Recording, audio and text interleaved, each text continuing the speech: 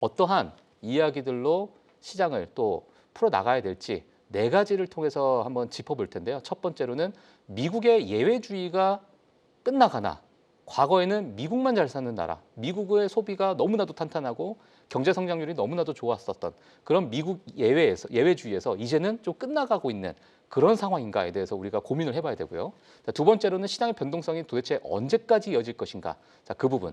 세 번째, 주요 경기 침체 지표를 우리가 한 번쯤은 또 점검하는 시간이 좀 필요하고요. 자, 마지막으로 지금의 관세 완화는 트럼프 푸시라고 시장에서는 이야기하고 있지만 결국에는 FMC, 페드에서는 어떠한 또 시장 완화 정책이 나올 것인가, 또 연준은 그만한 체력이 분명히 있을 것인가에 대해서 우리가 고민을 해봐야 되지 않을까 싶습니다.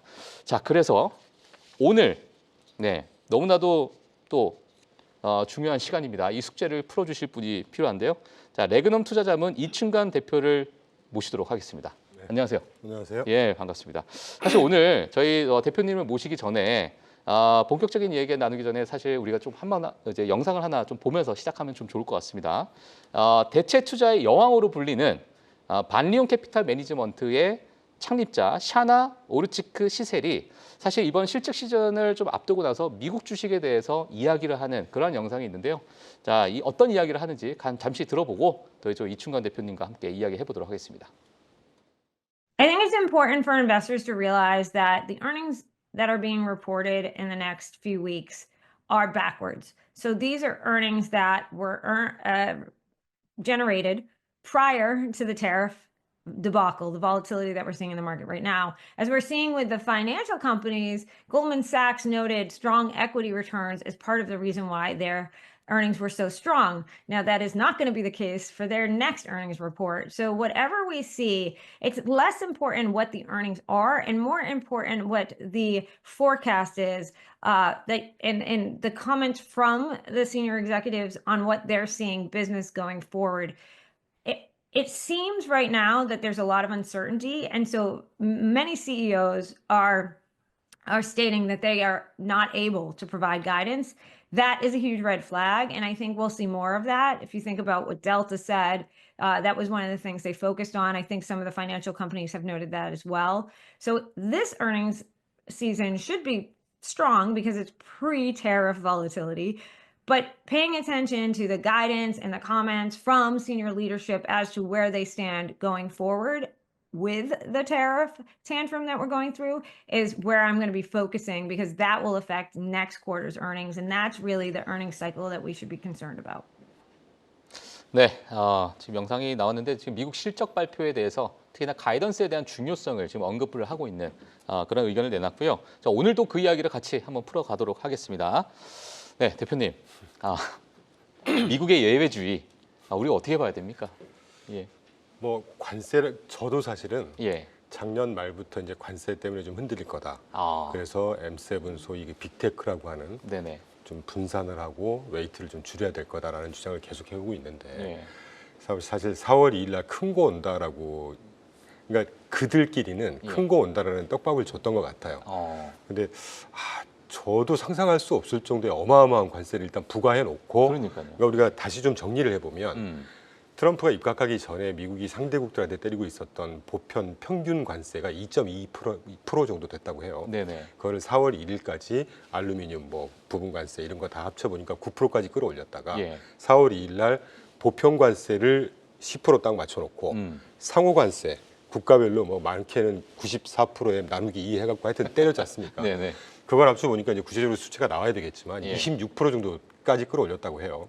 그러니까 지금 돌이켜 보면 확실히 무기화를 하고 한 건 맞고 이 통상의 어떤 협상용으로 구조를 짜놓은 건 맞는 것 같아요. 네. 자, 이미 다 그게 많은 토론을 하셨을 테니까 지금 이제 트럼프가 이제부터 저는 협상의 시기에 돌입을 했다고 보고 있습니다. 따라서 사실 제가 이제 밖에 들으면서 이제 침체 이런 거 우려가 많을 수밖에 없는 시기죠. 네. 근데 꼭 그렇게 비관적인 상황은 아닐 수 있다라고 하는 말씀을 제가 오늘 드리려고 사실은 그래요? 준비를 해왔고요. 약간의 경기 침체와는 반대되는 의견을 좀 경기 부진은 맞죠. 부진은 맞는데 맞는데 우리가 경기 침체라고 하는 거를 사실은 그 앵커님이 2022년도 겨울, 2023년도 봄 초에도 경기 침체론이 극대화됐을 때입니다. 맞아요. 그때 그래서 경기 침체가 올 거고 금리 떨어질 거니까 국채 사세요. 뭐 이런 논리가 아주 팽배했었단 말이죠. 맞아요. 지금 하지만 바닥은 2022년 10월이었잖아요. 그렇죠. 예, 예. 그러니까 지금 돌이켜 보면 예. 굉장히 잘못된 판단이었고 말씀이 나온 김에 먼저 지금 페이지를 한번 보시면 네네. 일단 우리가 앞으로 어떤 일이 어떻게 벌어질지는 아무도 모르는 거지 않습니까? 네. 다 썰이고 예상이고 그런 건데 비교적 우리가 그대로 한번 합리적으로 판단해 볼 수 있는 그림이라는 것이 트럼프 일기 때 똑같은 패턴으로 관세를 때렸었거든요. 우리가 트럼프 일기 입각하기 전에는 관세라는 걸 전혀 생각하고 있지 않다가 2018년 지금 보시는 차트가 빨강색 점선 기준으로 좌측이 2018년도 한 해 S&P 500 흐름이고 네네. 파란색 그래프입니다. 네. 우측이 이제 2019년도까지의 흐름이란 말이에요.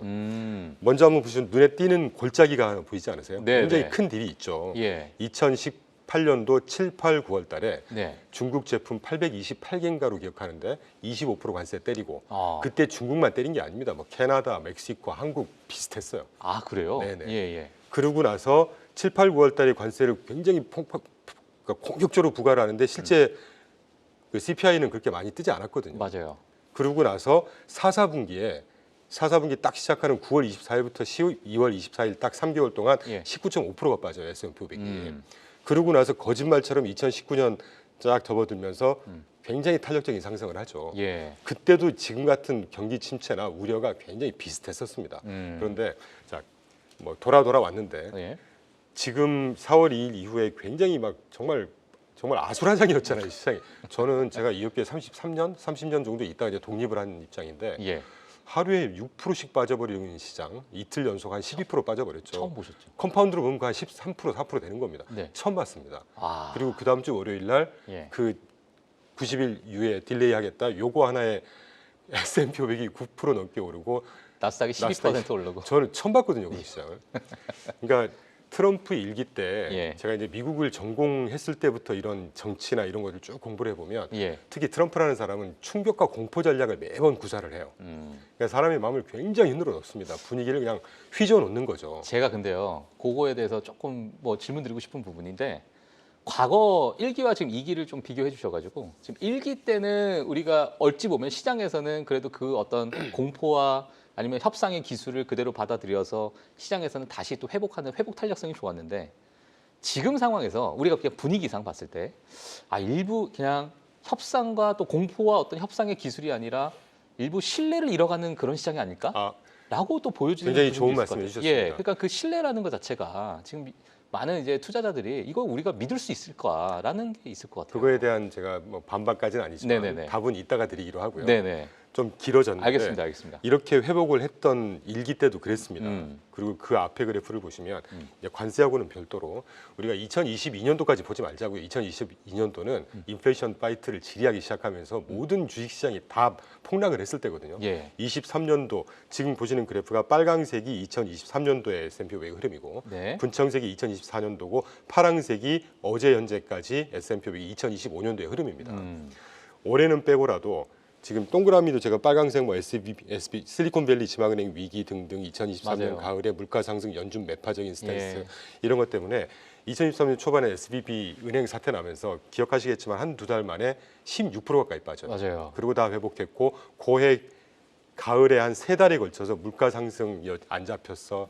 연준의 매파 금리 내려줘 안 내려줘. 이래가지고 한 10% 가까이 8% 빠집니다. 그 다음에 군청색 보시면 2024년도 초반에 2, 3월 달에 물가가 다시 CPI가 높게 나오면서 그때 또 한 짝진하지만 한 5% 정도 빠져요. 그리고 멀리 갈 것도 없죠. 작년 가을에 엔캐리 트레이드니 뭐니 이렇게 핑계를 우리가 댔었는데 일주일 만에 10% 빠지는 그런 시장 우리가 지리하게 겪어왔습니다. 맞아요. 관세가 아니더라도 매번 주식시장이 1년에 한두 번 정도 이렇게 좀 근거 없다고 표현하기는 좀 너무 멀리 간 것 같고 네네. 어떤 이유에서든지 이런 폭락장이 한 번씩 연출이 돼요. 그 연장선까지는 아니겠지만 패턴은 비슷하다. 저는 아직 판단하고 있고 예. 아까 방금 저 앵커님께서 이제 미국의 신뢰 저 역시도 지난주까지는 예. 미국 자산에 대한 신뢰 셀 아메리카 미국 예외주의 끝난 거 아닌가 하는 우려가 사실 들었습니다. 저는 네네. 기본적으로 낙관주의를 좀 견지하려고 합니다. 그래야 투자한다는 명분 자체가 있는 거 아니겠어요? 예. 시장이 아무리 안 좋아도 투자할 수 있는 기회는 어딘가 있더라고요. 그렇죠. 뭐 첨출했으니까 기왕에 홍보 한번 하자면 네, 예. 2022년도에 저희 자산명 포트폴리오가 13% 수익을 냈거든요. 플러스. 2022년도에요. 네네.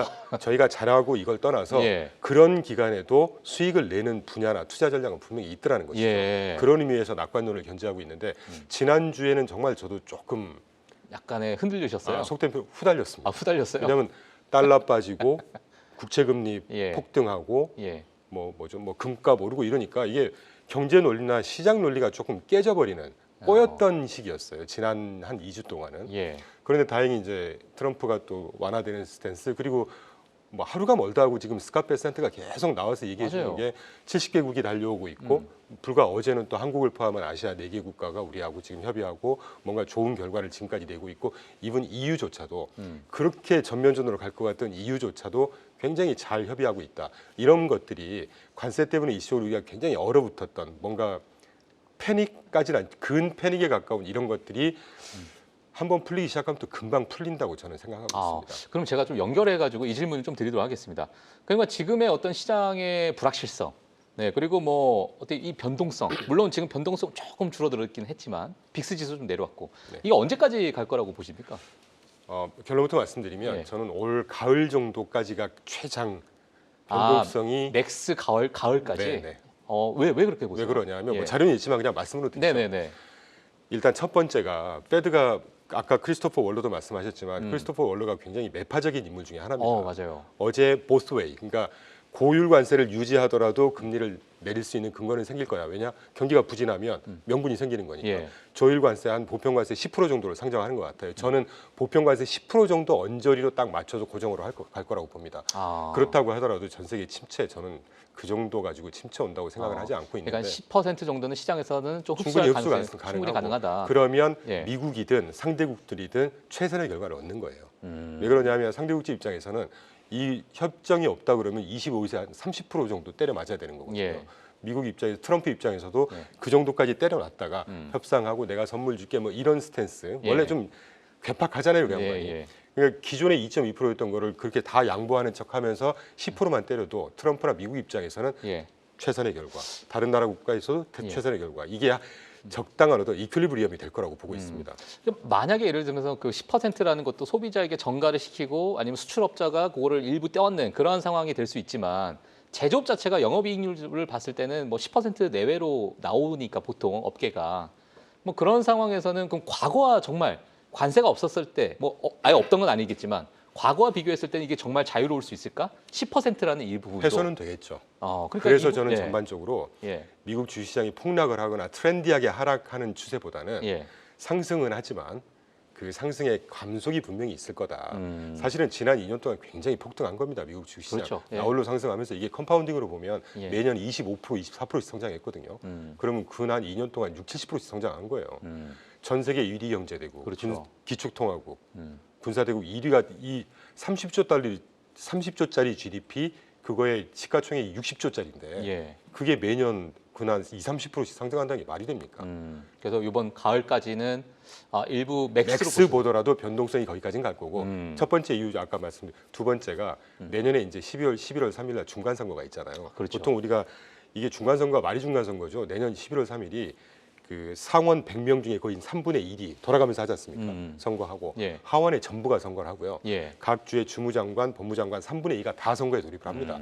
여기서 이런 스탠스를 계속 가져가서 민심이 계속 안 좋아지고 지금 어프로벌 레이트 자체가 작년 당선됐을 때 52% 가까이 됐던 게 47% 떨어지고 43% 떨어지고 지금 떨어지고 있단 말이죠. 예. 그리고 불과 2주 전에 보궐선거 했었지 않습니까? 예. 뭐 위스콘신 법무장관도 민주당 출신이 돼버렸고 그렇죠. 그리고 플로리다주의 1구역, 6구역 중에 6구역의 상원 의원이 당선은 되긴 했지만 예. 그 바로 같은 섹터에서 트럼프가 30%포인트 차로 압승을 했었어요. 근데 이번에 14%포인트로 줄어들었습니다. 민심이 분명히 이반을 하고 있다는 얘기예요. 네. 이런 스탠스를 고집스럽게 가져갔다가 내년 초반까지 이 분위기가 가게 되면 어떻게 될까요, 결과가?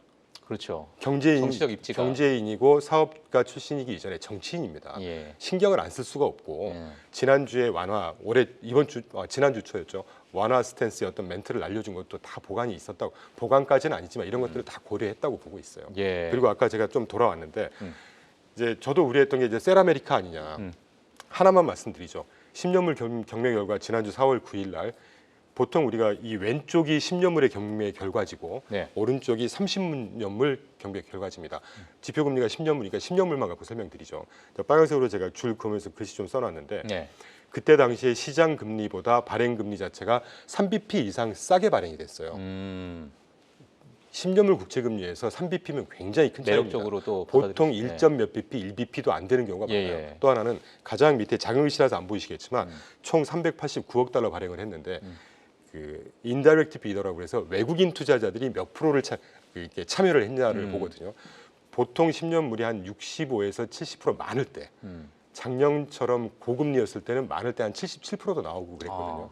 요번에 87% 참여했습니다. 예. 그러면 이게 셀아메리카고 달러 자산이 이건 아니야라고 했으면 예. 미국 국채를 왜 왜 이렇게까지 매일 많이 예, 참여를 그렇게 했겠습니까? 사냐? 그러니까 최근에 달러 떨어지고 국채금리 뜨고 시장이 어떤 텐트럼이라고 저는 봐요.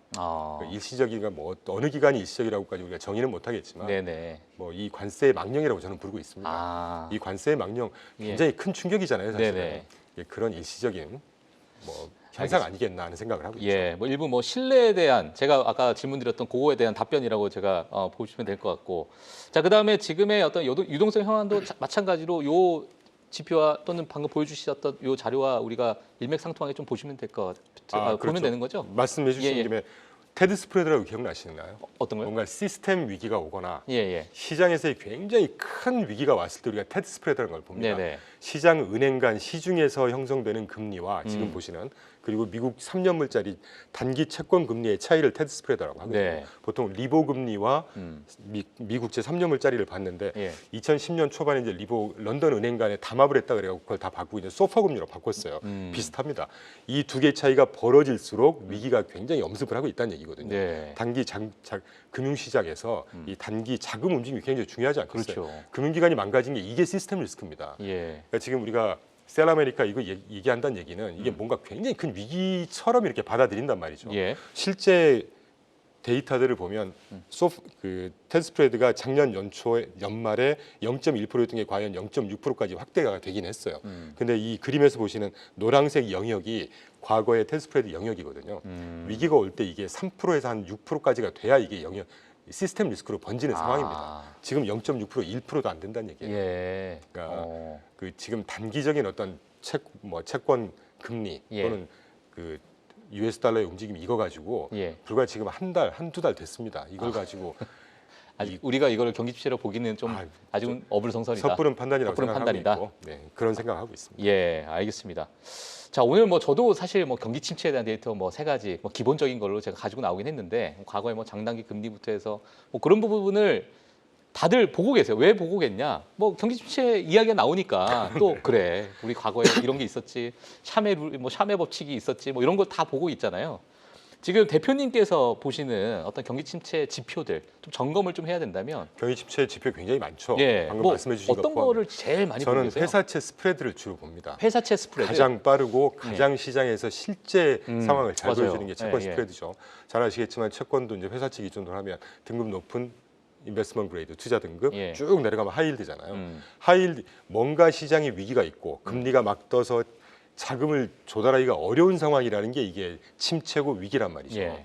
지금 그래프 보시는 그 프레드에서 받은 BBB, 그러니까 트리플 B 코퍼레이트, 그러니까 회사채 예. 스프레드가 지금 1.46%예요. 그리고 가장 자금을 빌리기가 어려운 신용등급이 굉장히 낮은 빨간색 그래프가 하이힐드 스프레드입니다. 예. 지금 4.26이거든요. 물론 이게 한 두 달 전에 2% 초반이었어요. 하이힐드 이게 스프레드 올라갔죠. 많이 떴죠. 예. 근데 그러니까 최근에 많이 스파이크한 것만 보고 이게 침체다, 그렇죠. 올 거다. 예. 섣부른 판단은 조금 지양을 하자는 입장인 거죠. 예. 그러니까 이제 과거의 어떤 트렌드를 봤을 때 이게 이 스프레드가 튀어오르면 하나의 뭐 아까 말씀하신 건 텐트럼 현상이 이제 발작 현상이 일어나다 보니까 야 이거 봐라 이렇게 이제 겁을 먹는 건데 그래서 방금 앵커님께서도 과거 트렌드를 보자는 말씀을 분명히 하셨잖아요. 네네. 그럼 빨간색을 가지고 쭉 왼쪽으로 그어보자는 거죠. 지금 5% 미만이잖아요. 여전히 역사적으로 절대치로 하이힐드 봤을 스프레드가 평균이 4~5%입니다. 아, 과거 한 2~3년이 굉장히 낮았던 거예요. 예. 금융 여건이 좋았다는 얘기죠. 그러니까 주식도 떴고 경기 침체 전혀 안 왔지 않습니까? 예. 근데 지금은 이 관세 때문에 일시적으로 좀 발작이 있는 거예요. 그럼 여기 추가적으로 제가 질문 드리면 네. 물론 지금은 뭐 우리가 절대치 자체가 낮은 상황이긴 하지만 이게 과거에 정말 큰 스파이크를 치는 어떤 초입 구간이 아닐까라는 우려가 또 있는 상황이고 그건 물론 아무도 모르지만 네, 예. 저는 그렇게 생각하고 있지 않습니다. 아, 지금 상황은 그렇게 보고 있지 않으시다. 네. 알겠습니다. 자, 그리고 또 보시는 뭐 네. 어떤 뭐 경기 침체 지표가 또 따로 있을까요? 뭐 요 정도만 말씀을 드리죠. 아까 아. 테드 스프레드도 그런 예. 일종의 지표 중에 하나죠. 예, 알겠습니다. 왜냐하면 침체가 온다는 얘기는 일단 돈맥경화 현상이 생기는 거잖아요. 그렇죠. 돈이 안 돌면 이게 굉장히 힘들어지는 거거든요. 예. 주식 시장만 빠진 거지 예. 실제로 정말 많은 부분을 차지하는 채권 부분에 지금 물론 뜨긴 했지만 예. 이것도 여전히 5% 미만이라고 말씀드렸잖아요. 음. 과거 역사적으로 빨간색 그래프 추이를 보시면 아까 돌아가서 보시면 아시겠지만 음. 경기 침체나 위기였을 때 하이힐드 스프레드가 한 10%, 뭐 8%에서 10% 이 정도가 경기 침체지 4%, 5% 역사적인 평균 수준이라니까요. 예. 그래서 너무 놀라지 않으셨으면 좋겠다는 말씀을 꼭 좀 드리고 싶었습니다. 알겠습니다. 자, 그러면 제가 오늘 좀 추가적으로 질문지 없는 질문 하나 드리고 싶은데요. 사실 이제 미국 증시가 지금 좀 약간의 조정을 주고 나서 일부 반등을 어제도 뭐 반등을 일부 했지만 지금 대표님께서 보시는 요 상황이 미국 증시에 있어서 약간의 뭐 고평가 구간이다 또는 저평가 구간이다 아니면 실적 발표를 앞두고 나서 가이던스에 대한 불확실성이 있다 보니까 앞서서도 이제 그 영상을 우리가 다들 보셨을 텐데 그러면 이제 가이던스 부재가 또 나올 수도 있다라는 이야기가 좀 나오고 있어요. 네. 근데 이런 부분은 결국에는 불확실성의 또 연속이니까 그렇죠. 지금 이 상황에서는 개인 투자자분들이 어떻게 뭐 대응을 좀 해야 될까요? 제가 사실은 지난주 네. 뭐 관세 나오고 한 2주 동안은 저도 사실 후달리니까 네. 각종 방송에 나가서 예의 그 강한 긍정론을 펴지를 못했습니다. 좀 굉장히 톤다운을 했거든요. 근데 거기서는 이제 후달린다는 표현은 안 하셨을 거 아니에요? 그렇죠. 예. 앵커님께서 쫄리시냐고 그러더라고요. 그래요. 조금 그렇긴 합니다. 어. 이 정도였는데 예, 예. 지난주 딱 그러니까 아까 우리가 빅스 지수 말씀하셨는데 말씀 나온 김에 좀 중요하니까 보고 가시죠. 좋습니다. 예. 우리가 보통의 변동성을 보려면 보통 좌측에 있는 빅스 지수를 많이 봅니다. 그렇죠. 근데 전망이라든가 예측력은 굉장히 무의미해요. 이 빅스가. 왜냐하면 S&P 500의 종가를 가지고 그 종가가 높고 낮은 이 폭일 그대로 반영하기 때문에 스파이크 하는 건 그대로 나올 수밖에 없어요. 이건 후행적입니다. 예. 제가 한 20년 전 뭐 애널리스트하고 펀드 매니저하고 마케팅을 할 때부터 계속 봤던 게 스큐 지수라는 게 있어요. 블랙 스완 지수라고 해서 예. 스큐 지수라고 하는 게 옵션 CBOE, 그러니까 시카고 옵션 거래 시장에서 예. 외가격 옵션이 있지 않습니까? 네네. 그러니까 애터머니, 아웃더머니, 인더머니에서 어.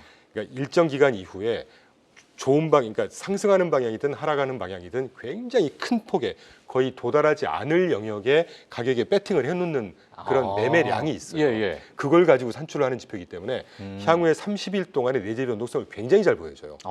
지금 최근에 보시면 굉장히 스파이크했다가 굉장히 또 드라마틱하게 빠지고 있죠. 그러네요. 제가 이 그래프를 지금 2주째 갖고 다니면서 이러기 때문에 지지난주 기점으로 예. 극심한 변동성의 정점은 지나고 있는 것 같다. 그러니까 변동성이 이제 하락하는 구간에 진입한 것 같다. 그리고 지난주에는 지난주부로 정점을 지난 것 같다라고 말씀드리고 있습니다. 참고로. 네, 알겠습니다. 그래서 이번에 이제 뭐 실적 발표할 때 분명히 아까 언급해 주신 대로 가이던스는 안 줄 수 있겠죠. 예. 관세 때문에. 근데 물론 이 관세의 문제 또는 이 관세 레벨이 이대로 유지가 돼 버리면 예. 일기 때 아까 그 딥 19.5% 빠졌던 네네. 이런 시기가 분명히 올 거예요. 저도 그 부분을 우려하고 있습니다. 음. 근데 저는 아까 뭐 선거 문제라든가 예. 또 대통령 입각하고 나면 허니문이라는 게 짧으면 6개월에서 길면 9개월 보거든요. 예. 올 1월 20일부터 6개월 보고 그래서 제가 아까 맥스 가을 정도까지가 맥스 가을이다. 최장 변동성의 영역 아니겠나. 예. 그리고 지금이 정점 정도라고 보고 있습니다. 알겠습니다. 그러면은 지금의 맥스 가을 때까지의 일부 뭐 우리가 경기 둔화나 시장의 어떤 변동성이 좀 있을 것 같은데 자 그러면 지금부터 우리가 그 가을을 좀 넘어서서 많은 개인 투자자분들이나 또 대표님께서 보고 계시는 미국 증시 기반으로 또는 뭐 글로벌 증시로 보셔도 되지만 그 섹터나 네. 뭐 어떤 섹터들이 좀 이러한 상황에서 좀 강세를 좀 가지고 있고 또는 대표님께서 보고 계시는 뭐 그러한 뭐 종목이나 섹터들이 좀 있을까요? 네, 제가 보고 있는 거하고 제가 추천드릴 만한 몇 가지를 말씀드리면 다 아시는 내용일 거예요. 왜냐하면 네네. 이렇게 저 역시도 불확실성이 존재하죠. 제가 시장을 보는데. 예. 근데 제가 자료는 안 갖고 죄송합니다. 안 갖고 네, 온 것 같은데 예. 그 지난주였었나요? 저 상원에서 이제 예산 결의안 통과했지 않습니까? 그 예산 결의안의 주요 내용 세 가지가 TCJA 법안, 감세 법안을 원래 일몰이 됐던 이게 원래 트럼프 일기 때 트럼프가 만든 거예요. 그래서 굉장히 소득을 늘려주는 법안이었습니다. 네. 그거를 올 말에 일몰이 되는 조항들을 10년 연장을 해버리겠다. 그 법안이 담고 있고 두 번째 1.5조 달러만큼 추가로 세제 공제를 더해주겠다. 보통 TV라든가 뭐 초과 근무 수당도 과세를 했었다고 그래요. 네. 그걸 비과세하는 법안 담고 있고 예. 세 번째가 뭐 중요한 건 아니지만 5조 달러만큼 예산안 그 버짓 한도를 늘리겠다. 예. 이게 쉽게 말하면 이게 감세 규제 완화해주겠다는 겁니다. 음. 이게 제가 올 연초에 트럼프의 당근을 집중하자라고 살짝 말씀드렸다가 이 관세 때문에 쏙 들어갔는데 예. 이게 이제 아시겠지만 10월부터 피스컬 이어가 시작한단 말이에요. 그렇기 전에 6월 달까지가 이 예산 결의안을 법제화해야 되는 시한입니다. 어떻게든 서로 갑론을박이 있겠고 민주당 공화당이 그러면 5월이든 6월 전까지는 법안 처리가 될 거예요. 이게. 예. 그러면 그때부터 이제 정책을 집행할 거 아니겠습니까? 그러면 감세와 규제 완화에 가장 수혜를 받는 업종이 뭘 거냐? 저는 금융, 뭐 중소형, 네. 금융 그다음에 중소형 기업. 부동산 뭐 요 정도를 직접적으로 보고 있고 예. 실제 저희 포트폴리오 4가지 중에도 주로 반영을 해놓고 있는 상태죠. 금융과 이제 부동산, 리얼 이제 리츠 네, 기업들. 리츠 말씀드리는 거예요. 예. 그리고 이제 그 외에 일부 반등 줄 때 좀 아웃퍼폼할 수 있는 중소형 기술주들이나 중소형 기업들 네, 뭐 이렇게 우리가 좀 보시면 그렇죠. 좋을 것 같다. 알겠습니다. 자, 지금 뭐 사실 뭐 여러 가지 이야기도 좀 나오고 있는 상황에서 오늘 저희 이충강 대표님께서는 맥스 이제 가을까지 우리가 이제 이러한 약간의 변동성 또는 경기 둔화에 대한 우려가 나올 것이고 그 이후로는 미국 시장이 또 되돌릴 것으로 이렇게 또 전망을 해주셨습니다. 너무나도 좋은 이야기 또 해주셔서 감사드리고요. 다음 시간에 또 뵙도록 하겠습니다. 네. 예, 감사합니다. 네, 감사합니다. 예. 네, 자 프리마켓 뉴욕 준비한 내용은 여기까지입니다. 지금의 뭐 많은 극심한 변동성이나 많은 데이터들 좀 경험하실 텐데요. 저희가 매일 또 열가에서 나오는 뉴스들을 모아서 또 알찬 뉴스로 매일 또 전달해 드리도록 하겠습니다. 자, 오늘 여기서 저희는 마치도록 하겠고요. 시청해 주신 여러분 감사합니다.